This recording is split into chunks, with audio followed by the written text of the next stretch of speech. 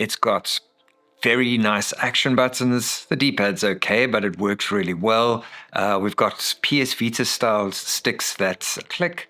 We have a power button, obviously, a lovely little screen, and it's got retro feels for days. That is the Miyoo Flip. And when it arrived, I was like, this could be the device of the year. That's kind of what I was thinking, because it's compact. It's more compact than the Anbernic RG35XX SP. It is more compact once you fold it up than the Miyoo Plus. What's this? The Miyoo Mini Plus.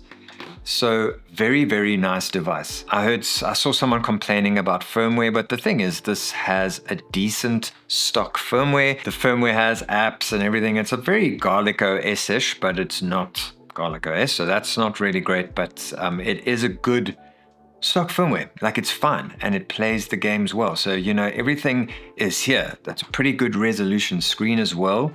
What's also nice about the Miyoo Flip is that it comes with, you're not going to need a screen guard, but it's got a screen guard in there. Nice little USB-C cable, and it comes with a card reader for moving your ROMs over. But it also comes with this lovely case. Not many manufacturers, especially at this price point, give you this lovely little case. Not that you need it, because the whole idea of this is it's cheap, and it can go in your bag. Now, here's where I do need to speak about price, because it is, I think, $89 on LITNXT for the no SD card version. They have got a lovely SD card that goes with this, and so I would recommend paying a little bit extra for that. But the Anbernic is cheaper. I'll put this price on the screen because I forget as I speak.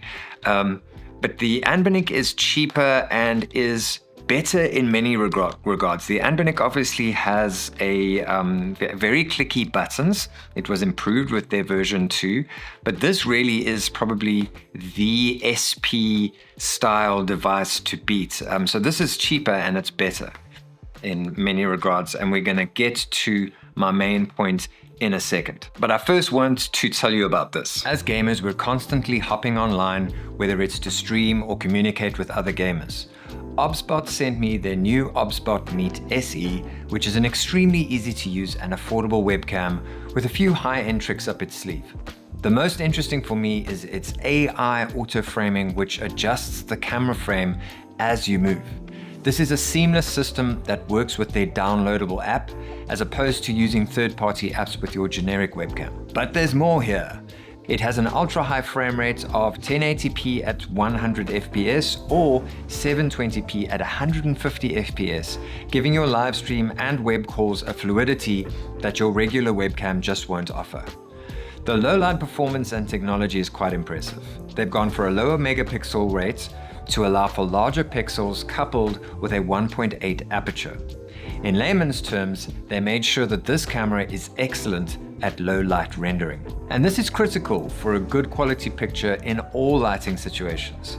I did also find that no matter where I sat, their auto exposure system managed to render a decent image every time. There are a bunch of other features here, and a fun one is their gesture control. But I think the biggest thing for me with the OBSBot Meet SE is that it's well designed, well made, and affordable. It is compatible with most gaming systems, your Steam Deck and streaming software like OBS, and it comes in 3 interesting colors. So go check out the OBSBot in the link provided here or in the description below. Thank you so much to OBSBot for sponsoring today's video. It does have an HDMI port here, which is lovely. You could essentially use this as a console. It has Bluetooth now. Apparently V2 didn't have Bluetooth, which I thought was a bit of a fail. So this comes with Bluetooth. You can pair your controllers. So that is really nice about it. And to quickly go back to the buttons, we've got these action buttons actually are exceptional. They don't have a lot of travel, but they are soft click. I'm not even going to put it by the mic because you can barely hear it. So really, really good action buttons. A skinny little D-pad, but it does the job.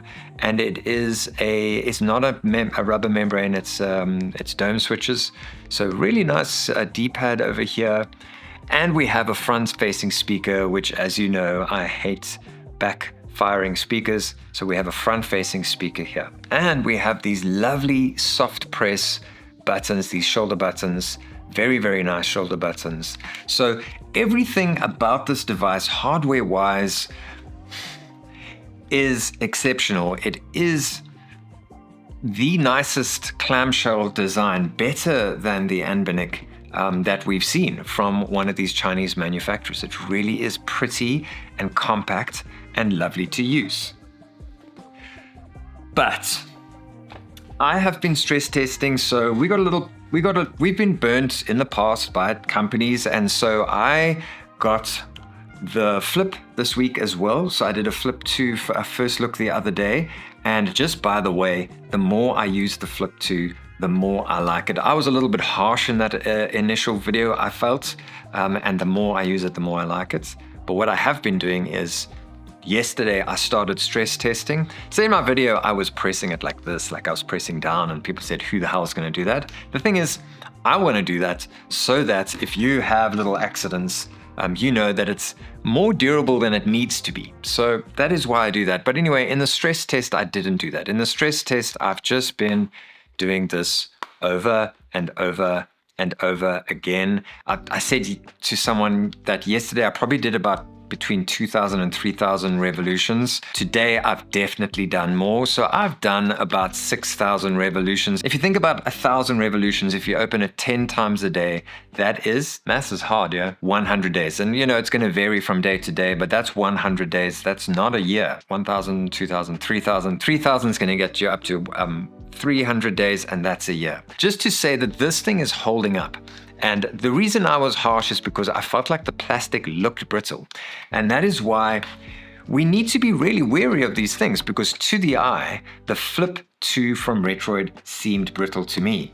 And to the eye, this sort of Tupperware style plastic looked great to me, but it isn't. Now I have done a day's worth of revolutions, not even a day. I've done about 1,000 revolutions, and this started happening.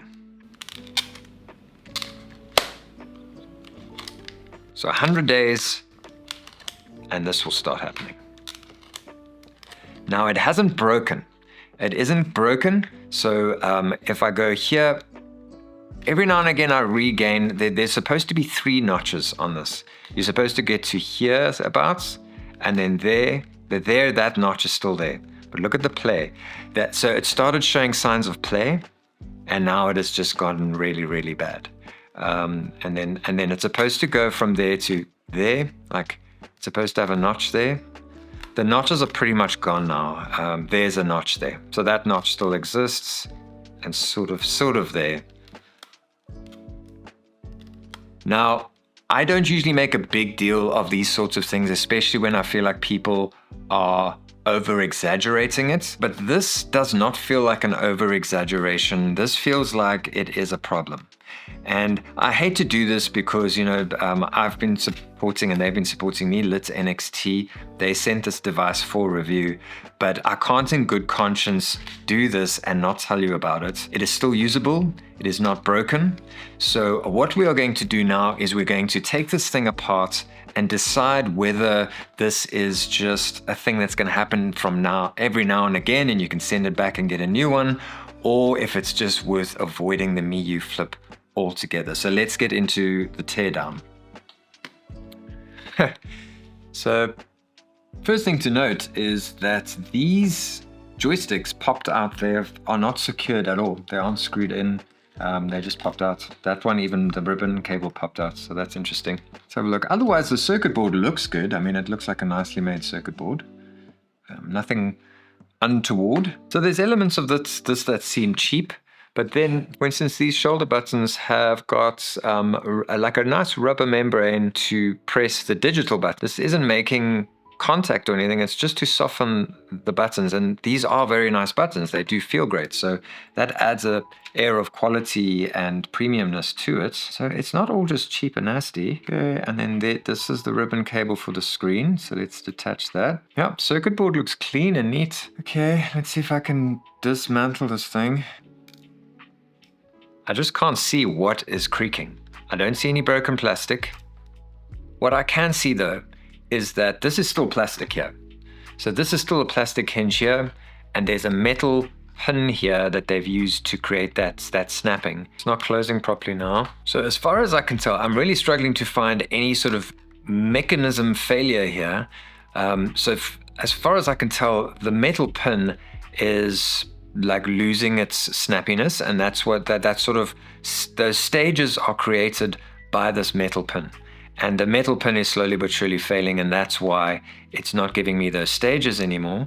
The different degrees of notches like it was giving. It still gives the final notch, and that is not failing. And so I'm going to keep testing and watch my social media for that. I think the bottom line is that the hinge just isn't good enough quality on this thing. What do I think? Where should we go from here? It's such a shame because this is such a lovely device. Like I said, the controls are great. It's a lovely concept. It's an excellent thing to throw in your bag.